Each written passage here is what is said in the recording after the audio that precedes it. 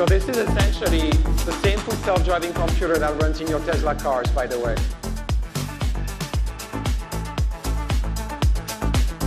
This is literally the first time the robot has operated without a tether. It was on stage tonight. The robot can actually do a lot more than we just showed you. We just didn't want it to fall on its face. So we'll show you some videos now of the robot doing a bunch of other things, which are less risky. Yeah. We should close the screen, guys. Yeah.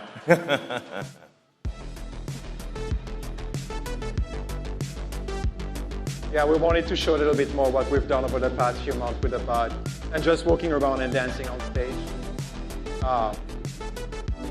Just humble beginnings, but you can see the autopilot neural networks running as is, just retrained for the bot directly on that new platform. That's my watering can. Yeah, when you see a rendered view, that's the robot. That's the world the robot sees. So it's very clearly identifying objects. Like this is the object it should picking it up. Yeah.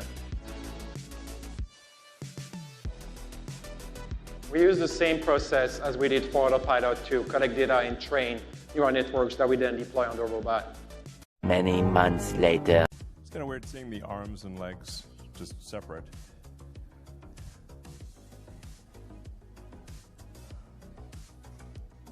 We have a whole lab full of arms and legs.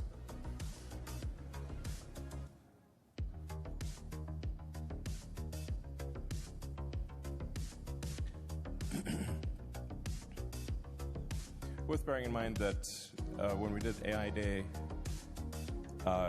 this version of Optimus didn't walk at all. So the rate of improvement here, I think, is quite significant. It's obviously not doing parkour, but it is walking around, and we have multiple copies, I suppose, of Optimus.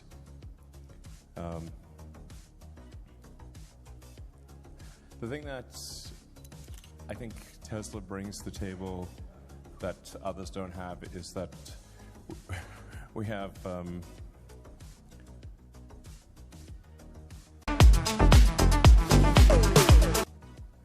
the real-world AI.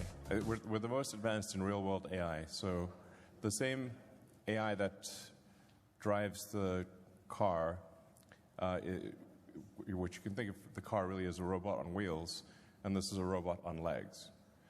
So as we solve real-world AI, and I don't think there's anyone even close to Tesla on solving real-world AI. That same computer and software goes into Optimus. So it's not that helpful to have a humanoid robot if you have to program every individual action. It needs to be able to walk around autonomously and solve tasks. You should be able to instruct it in simple things by showing visually what the robot needs to do, or just telling it what to do. You can sort of see a home use for robots, certainly industrial uses for robots, humanoid robots. I think we might exceed a 1-to-1 ratio of humanoid robots to humans. It's not even clear what an economy means at that point. You know, since an economy is output per person times persons, but if output is much higher and there's no limit on persons, then what's the actual limit on the economy? You know? So, I mean, for practical purposes, what this means is that we should be able to bring an actual product to market at scale that is useful far faster than anyone else. And, you know, assuming that the things I'm saying are true, or at least you can put it, I think they are true, it's just a question of the timing. You start getting into interesting questions of, like, what's the ratio of humans to humanoid robots? I think it might be greater than 1-to-1. Our universe is doomed! Doomed!